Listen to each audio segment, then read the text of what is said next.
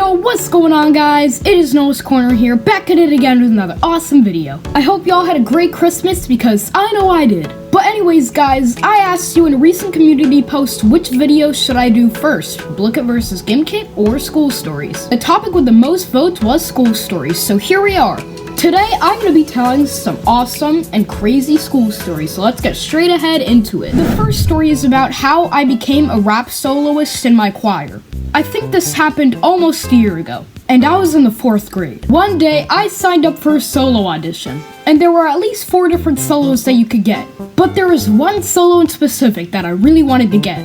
And one of the songs we were learning in the choir, it had a rap solo in it. And I was gunning for that solo. Once it was the day of the solo auditions, I decided to try out for every solo just in case I didn't get the rap one. So that way, if you don't get the rap solo, you could still end up getting something. So once it was time for solo auditions, I tried out for all 4 solos. And my choir teacher, Miss Juliana, liked the rapping solo I did the most. And then suddenly, I had a boost of confidence that I was going to get the rap solo. Then, a few weeks after the audition, it was announced that I was the one who got the rap solo. I practiced every day until it was time for the concert. And once it was time for the concert, I was very nervous because it was my first time ever getting a solo. But still, I had the confidence in me that I can ace it and blow the roof off the place. And here's the rap solo that I did at the concert.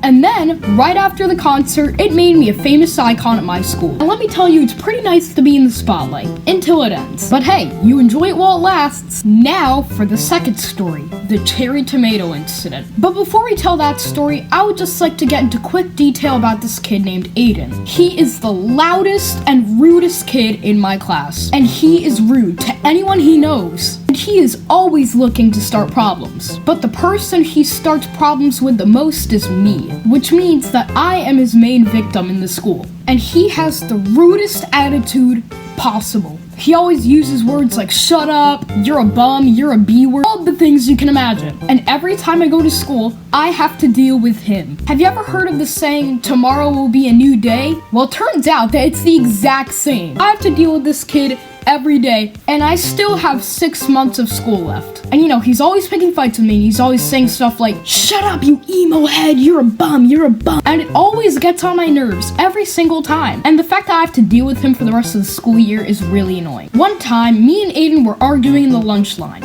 And that day, they were serving pizza with cherry tomatoes. And I don't really like tomatoes. So I thought, how about I put some cherry tomatoes on his plate, being the funny man I am. So I decided to take all the cherry tomatoes that were on my plate and put it on his. But Aiden was not very happy about this. And then Aiden decided to drop all the cherry tomatoes on the floor. One of the teachers in the cafeteria knew that it was me that put the tomatoes on the plate. She said that I had to clean them up, even though he was the one dropping it all over the floor. So I decided to pick up all the cherry tomatoes even though he was the one who dropped it. And then I saw that there were even more tomatoes than ever. And you want to know what the cafeteria teacher did? She called the principal on me. Literally, I'm not even joking. She actually called the principal. Now, this cafeteria is the kind of teacher that overreacts over a lot of things, so I shouldn't have been surprised that she even did that. So anyway, the principal comes in and he starts talking to Aiden. And then Aiden's over here talking about me. Principal didn't even stop to talk to me, so I'm guessing he knew that Aiden was full of baloney. So he decided that he just wasn't going to talk to me, because he already knew that this Aiden kid was full of lies. But that doesn't change the fact that the cafeteria called the principal on me. Because, like, it's cherry tomatoes. Like, what are you gonna do? So I guess now, if I put cherry tomatoes on someone's plate, it's an absolute crime. And believe me, if I have a job interview, I do not want that to show on my criminal records. Hello, sir. We cannot accept your application for this job. What? Why not? Because you have a criminal record. Oh, I have a criminal record? What's that? Well, over here, on your criminal records, it says that you put cherry tomatoes on someone's plate during 5th grade lunchtime. But that's why we can't accept you for the job here at Walmart. Are you serious? There's also this one other story about him that happened during gym class. Basically, we were playing this game where we made different things with certain items. You know those scooter thingies? Well, there was one of those scooter things with a pool noodle going like this. And you had to pretend that it was a cart for the items that you needed to get. For example, if you were asked to make a turkey dinner, you take your cart and put the items that you need onto the cart and then bring it back to your team. At one point, I saw Aiden on the way there, and then Aiden said, "Move, you B word." He only said the B and the I in the B word, but I knew what he was going to say. So I said, "What were you going to say to me?" And then he said, I was going to say, you're a big back. and then I said, "That doesn't make any sense. You can't call me something that you already are yourself." Now I'm going to be talking about my abusive 4th grade teacher. She is the worst teacher I've ever met in history, and here's why. The teacher said to line up for lunch, and as I was grabbing my lunch money, I realized that the whole class was already leaving without me, so I only brought my lunch money with me, without noticing that I left my coat in the classroom. So once I got to the cafeteria, I sat down and then realized that I didn't have my jacket with me. Then my 4th grade teacher asked in this really rude tone, "Well, Noah, where's your jacket?" Then I thought to myself, oh, I forgot my jacket in the classroom. So then I told the teacher that I forgot my jacket in the classroom. And then the teacher said that I could go get my jacket from the classroom. Before I could leave, she paused for a moment. Right after, she said, "You know what? Don't get your coat. You're gonna have to stand out in the cold. You need to learn how to follow directions." The thing about that is that she could have said it in a better way. She could have just said, "Just go get your jacket. You just need to follow directions next time." But instead, she ended up saying, "Go get your jacket," and then she paused for a moment, and then she decided to say, "You know what, don't get your coat. You're gonna have to stand in the cold and get hypothermia." Well, she didn't say that last part, but she did say that I had to stand out in the cold. So that was absolute borderline abuse. If you're a teacher, you do not do that to your students. And I didn't really like that. I really didn't. And considering that this happened in December, it was very cold outside. And the fact that I didn't have my jacket with me and that the teacher wouldn't let me get it really ticked me off. And my view of her completely changed after that incident.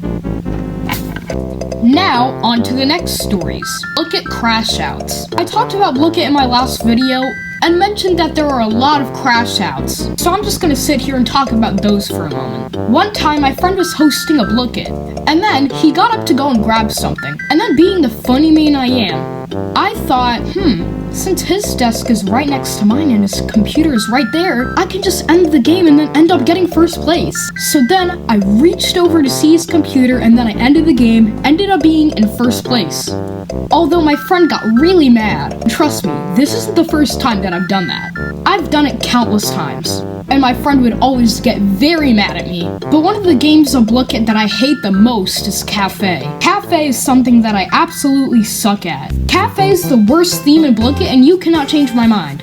Because whenever we're playing Cafe, I always end up getting last place. So that really sucks, and that's the reason why I hate that game. One time, me and my friend were playing Crypto Hack together. Each time we got the opportunity to hack someone, we were correct on what the password was, because after all, there was only 2 people playing the game. Once the game ended, I got first place, and then he just ended up crashing out. And he didn't even go to lunch, which tells me that he did not like the fact that I won. But it isn't my fault that he sucks at Crypto Hacks, so haha. Now, for the most worst story out of this whole entire video, I'm gonna be talking about my 2nd grade crush.